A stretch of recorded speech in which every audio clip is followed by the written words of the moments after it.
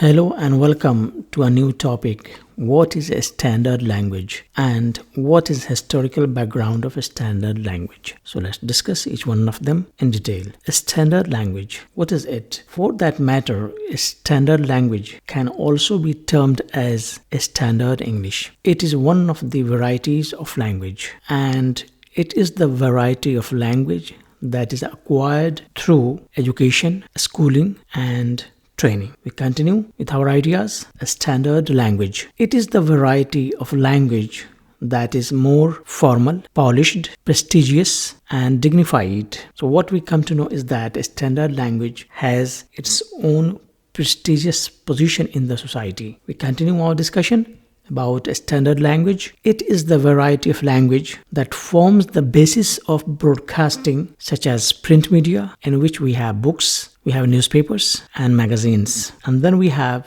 electronic media, in which we have television and radio. So we can understand that standard language is the basis of the language of broadcasting. We continue our discussion, that is to say, a standard language. This is the variety of language we normally try to teach to those who want to learn English as a second language. And this is the variety of language in which English is largely associated with a written system of language such as vocabulary, spelling, and grammar. We continue our discussion, that is to say, a standard language. So, if we argue a standard language as one of the varieties of language being used in broadcasting in the United States, in this way we can say a standard American English. If the standard language or a standard English is used in Britain, we can say a standard British English. If the standard English is used in Australia, we can also say that a standard Australian English. Likewise, if it is used in Canada, we can say a standard Canadian English, and so on. Continue our discussion, that is to say,